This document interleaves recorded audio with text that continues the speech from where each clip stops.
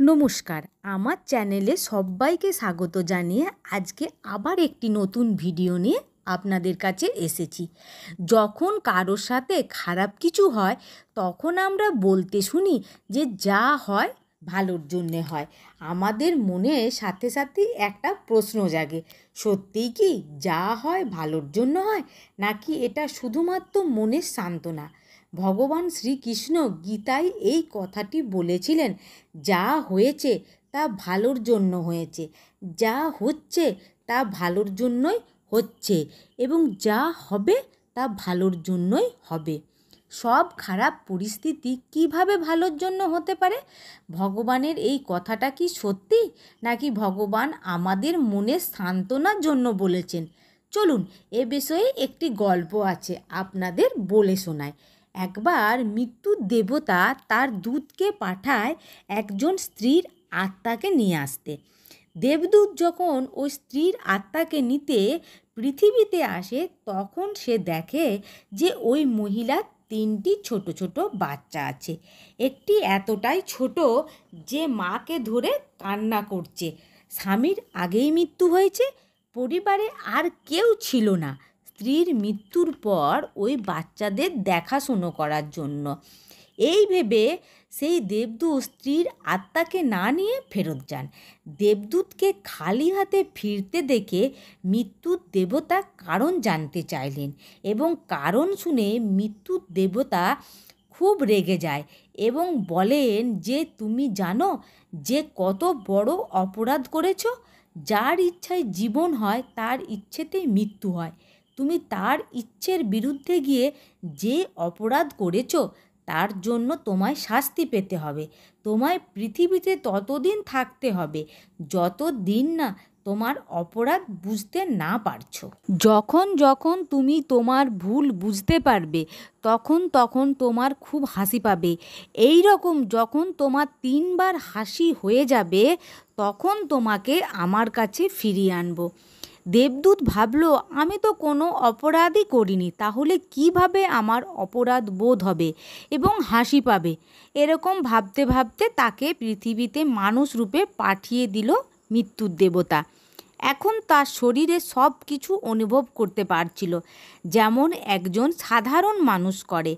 তাকে এক ঠান্ডা স্থানে নির্বস্ত্রে পাঠিয়ে দেন মৃত্যুর দেবতা। সেখানে যে প্রচণ্ড ঠান্ডাতে তিনি কষ্ট পেতে থাকে। ঠিক সেই সময় এক চর্মকার শহরে যাচ্ছিল তার ছেলে মেয়ের জন্য শীতের জামা কাপড় ও কম্বল আনতে, কিন্তু তার নজর হঠাৎই ওই নির্বস্ত্র লোকটির দিকে পড়ে এবং তার খুব মায়া হয়, এবং সে তার কোটটি তাকে খুলে পরিয়ে দেয় ও তাকে জিজ্ঞেস করে যে তুমি কে, তোমার বাড়ি কোথায়? তখন দেবদূতটি বলেন যে এখন আমি কিছুই বলতে পারবো না তোমাকে, এবং আমার কোনো বাড়ি নেই। এই শুনে সেই চর্মকার তাকে তার বাড়িতে নিয়ে যায়।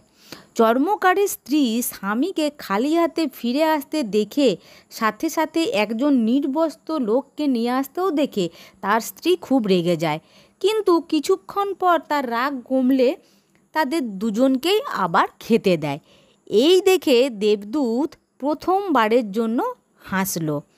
তাকে হাসতে দেখে তারা দুজনেই সেই হাসির কারণ জানতে চায়। উত্তরে সেই দেবদূত বলে, এমন কিছুই নয়, আমি কিছুই এখন তোমাদের বলতে পারবো না, কিন্তু বলুন তো দেবদূত কেন হাসলো? দেবদূত হাসে কারণ চর্মকার ও তার স্ত্রী কেউই জানে না যে তার ঘরে একজন দেবদূত এসেছে, যার আশাতে তাদের ঘরে এমনিতেই খুশিতে সুখ সমৃদ্ধি ভরে উঠবে। চর্মকারের স্ত্রী শুধু বাচ্চাদের জামা কাপড় আর কম্বলই দেখতে পাচ্ছিল না বলে তার স্বামীর উপর রাগ করল, কিন্তু সেটা দেখতে পেল না যে তার স্বামী তাকে কাকে নিয়ে এসেছে। সেই কারণেই প্রথমবারের জন্য সে হাসল এবং মনে মনে ভাবে যে সত্যি মানুষ কতটাই বা দেখতে পারে। ঠিক এই রকমভাবে অনেক দিন কেটে গেল। এবার সেই দেবদূত চর্মকারের কাছে জুতো তৈরি করা শিখতে থাকে এবং তার তৈরি জুতো দেশে বিদেশে খ্যাতি লাভ করতে থাকে। চর্মকার ওই দেবদূতের তৈরি করা জুতো বিক্রি করে বেশ ভালোই ধনবান হতে লাগলো। এবং একদিন রাজার লোক চামড়া নিয়ে ওই চর্মকারের কাছে এলো এবং বলল, তোমার যে লোকটি জুতো বানায় তাকে দিয়ে তুমি খুব ভালো করে জুতো বানিয়ে দাও রাজার জন্যে, এবং এই চামড়ার অনেক দাম, এটা অনেক দূর থেকে আনানো হয়েছে। আবার তার সাথে সাথে চর্মকারকে এই কথাও বলল, জুতো বানাতে কোনো ভুল হলে তাহলে তোমাকে শাস্তি পেতে হবে, কারণ এটি খুব দামি চামড়া। সে জানতো যে ওই লোকটি জুতো বানানোতে আজ অবধি কোনো ভুল করেনি, কিন্তু একদিন দেখে দেবদূত জুতো বানানোর জায়গায় চপ্পল বানিয়ে দিয়েছে। সেই দেশে চপ্পল মৃত্যুর পর পরানো হতো। সেই ভুল দেখে চর্মকার তখন নিজের কপাল চাপড়াতে থাকে এবং ভাবতে থাকে এখন কি হবে।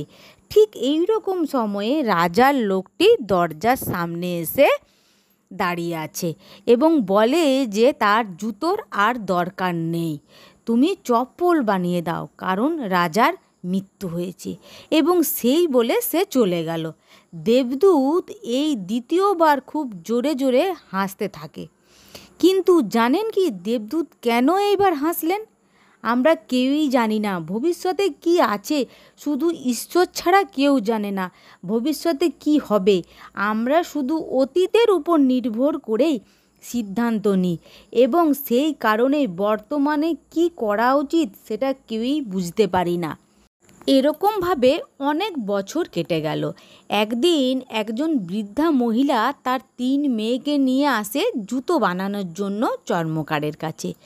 দেবদূত এই 3 মেয়েকে দেখে সাথে সাথে বুঝতে পারে যে এই 3 মেয়েই হলো যার মার আত্মাকে আনতে গেছিল, কিন্তু তিনি ফিরে আসেন। তখন ওই বৃদ্ধা মহিলাকে জিজ্ঞেস করলেন, 3টি মেয়ে আপনার কে হয়?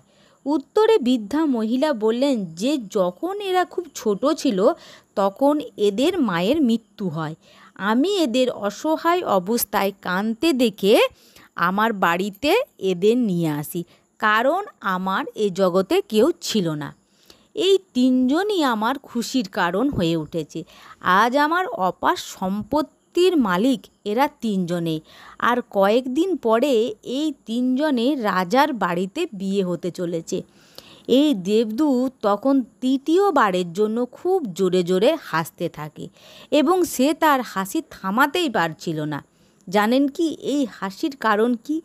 আজ সে আবার বুঝতে পারে যে সে কত বড় ভুল করেছিল।